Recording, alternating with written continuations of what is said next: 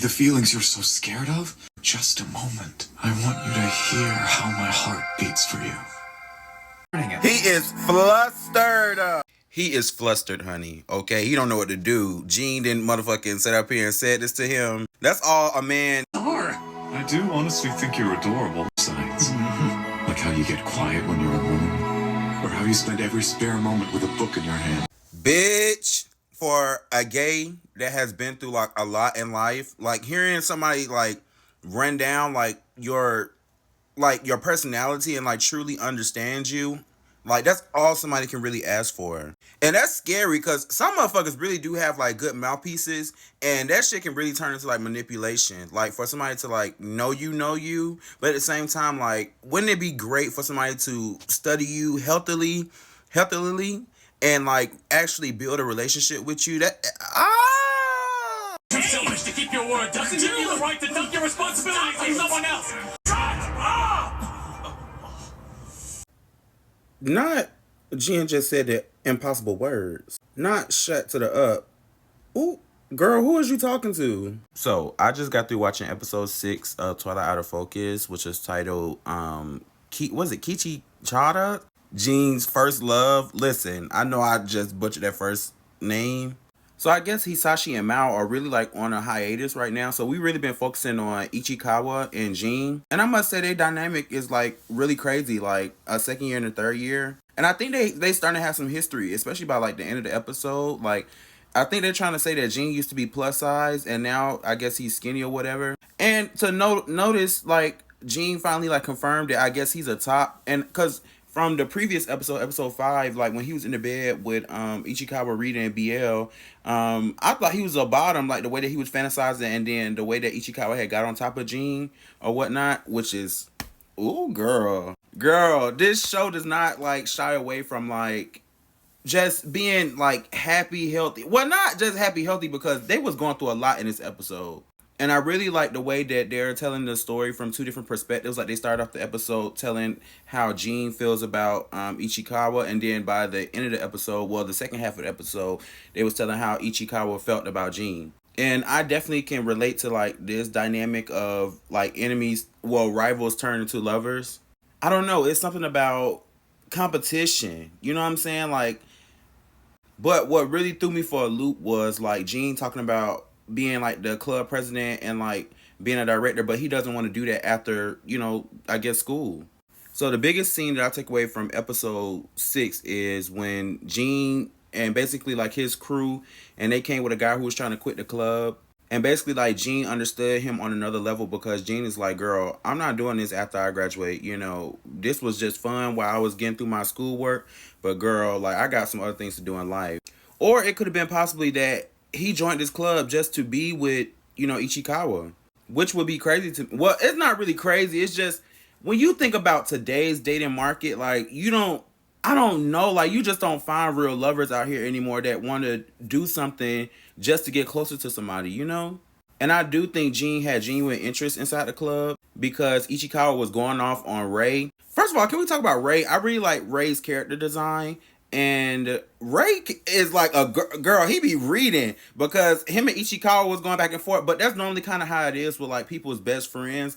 Like when you're in a relationship with somebody, like they are overprotective of their best friends, and they're not gonna let you come inside of their friendship or their best friend's life and fuck it up, for lack of better terms. So Rei was just like, girl, I came over here to test your feelings and push your buttons to see how you really feel about my best friend. And you getting so passionate and trying to tell me off about my best friend, girl, you fell right into my trap. And that's when Ichikawa kind of realized, like, when Rei was, like, pushing his buttons for him to, like, just confess his feelings or whatnot, Rei was like, got him. And Ichikawa was just like, girl, like, I can't believe, like, you baited me into saying all that. Because Ichikawa was like, oh, so what does Jin feel about me since you know everything I didn't say it? And like Ichikawa runs home to like, apologize to Jin. And Jin's telling him like, girl, I'm trying to be in a relationship with you. We not finna keep talking about this film club. Like, this is not finna be the basis of our relationship.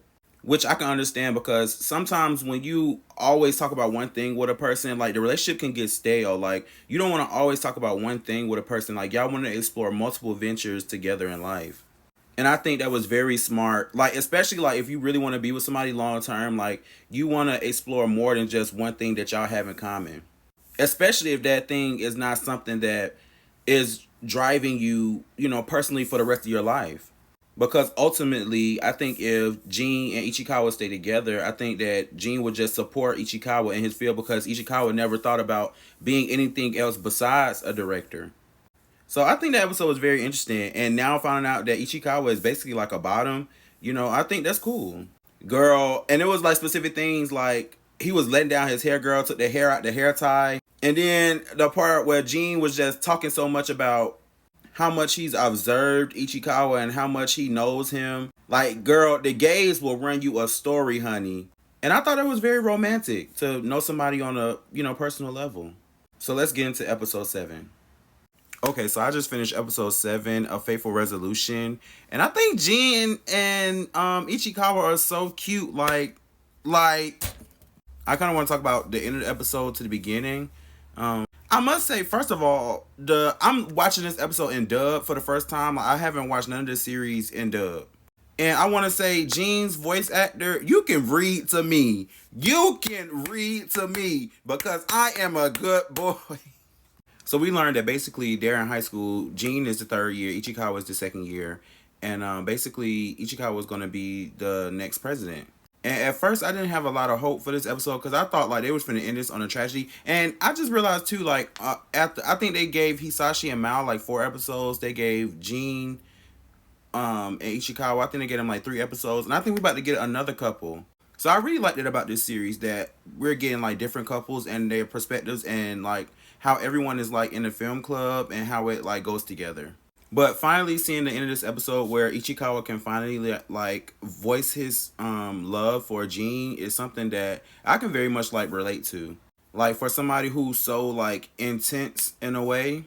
Now I do think it's funny like you confess your feelings to somebody saying that you love them and then you go on film for their like go away film thing and you're basically like cussing your boyfriend out because like he's about to leave and you just have to do what you got to do to make it work. Which I'm pretty sure it got to be really hard.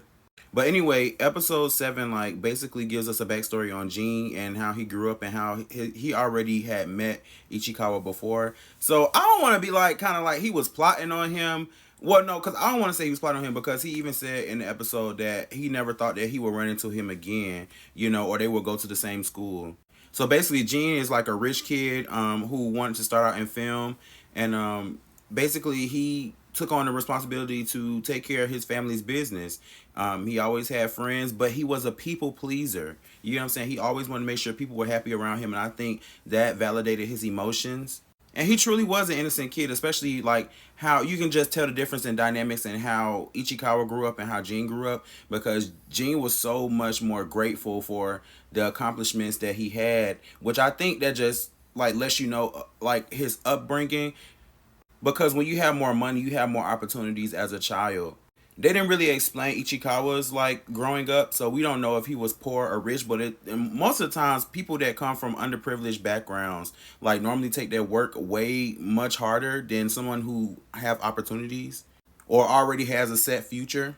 But I do think it's like a part of Jin that he does want to be like a director of some sort, or he doesn't want to stop making films. He kind of just went into still people pleasing again, but I feel like him working for his family's business in the long run is basically a part of is in his DNA. So I don't know how this episode, this series ends, but I'm really hopeful for these couples. And I hope like by episode 12, like they all show all these couples like being successful and making it. And I don't know. I'm excited, and I kind of want to just every time I'll be left on a cliffhanger, and I'll be want to watch the series to the end. But we are watching it together. Shamtastic Game, we have come to the end of the video. Thank you for being a part of this Match Manga Series for so long, where we talk about the summer that Hikaru died, Dan, BL anime, Marvel Rivals. This journey has been like incredible. Like finally learning about the BL verse. Like I always been there, but I'm really enjoying it now.